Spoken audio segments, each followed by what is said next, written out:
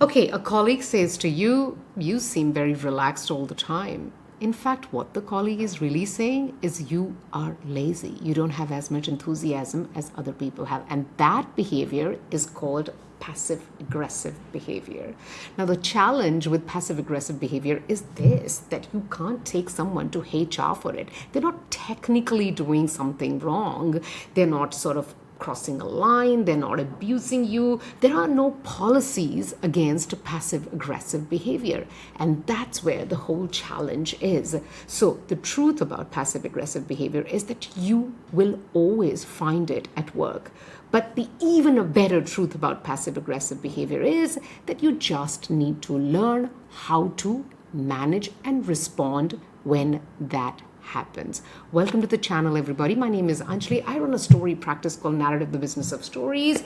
We do multinational story work, and I run this channel only for one single reason: to help you become successful at your workplace, just like I have been able to in the last 25 years of my working career internationally. So let's get back to passive aggressive behavior. So many years ago, I was in a presentation with a boss of mine and 4 other senior leaders. We were in a client presentation, and after our presentation, a client asked a question which was more on the operations side.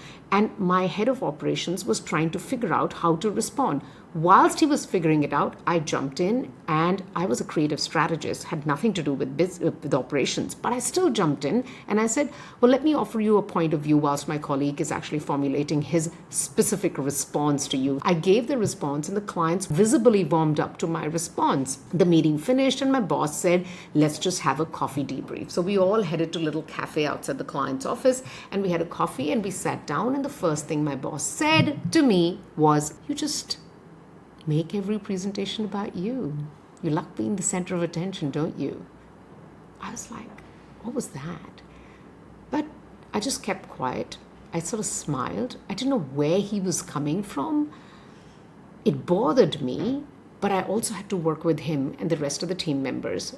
And I didn't want to kind of make a scene there. It bothered me a lot. But since that moment, I have reflected a lot on such kind of passive-aggressive behaviors and found ways to overcome it. And in this video, I want to share 3 ways that you can overcome passive-aggressive behavior because they're not going anywhere. Number 1, so turn the passive-aggressive behavior into a coaching moment. So when my boss said that to me, that you just love being the center of attention, rather than just smiling and moving on, I want to turn that into a coaching moment for my boss and sort of say, oh, that's interesting observation. Do you want to tell me more about that?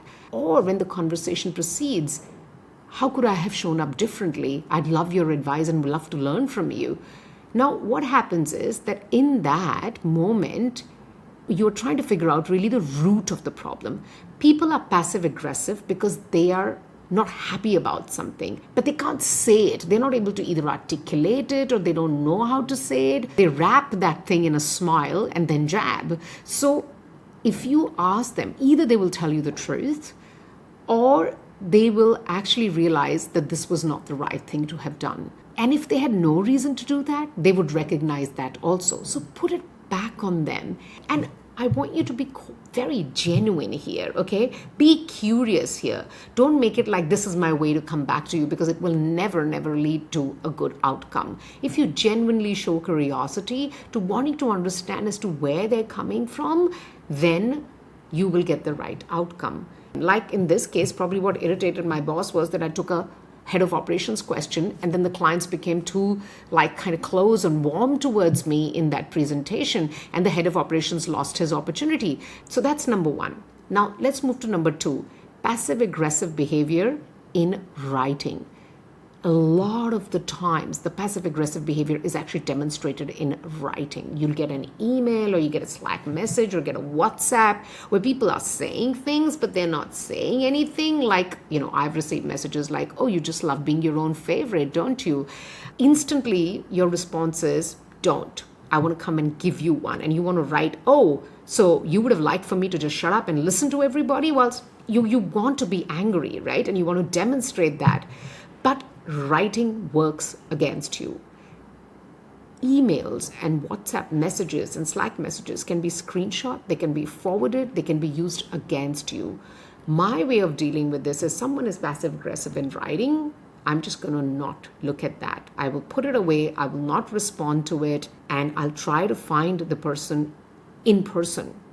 Maybe chat to them, maybe have a call with them, but I don't want to put anything in writing. So never put anything in writing when there is a passive aggressive behavior. And when you meet the person in person, then you do what I had told in step 1, turn that into a coaching moment.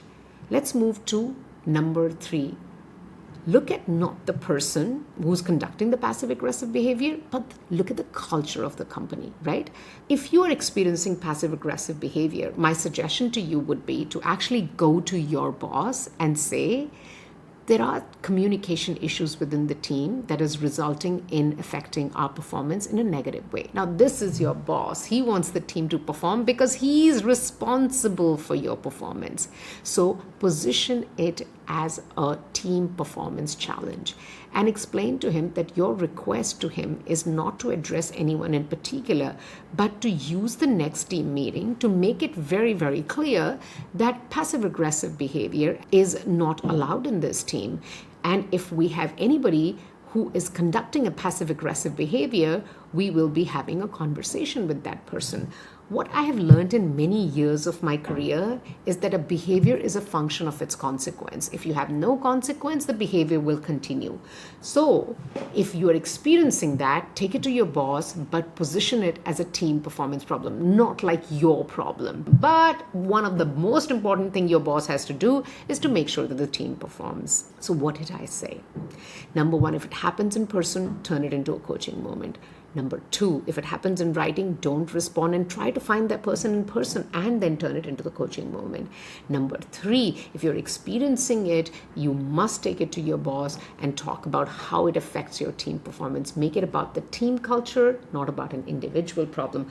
Hope that helps. Stay storied, and I'll see you here soon again with another tutorial that will help you be super successful in the workplace.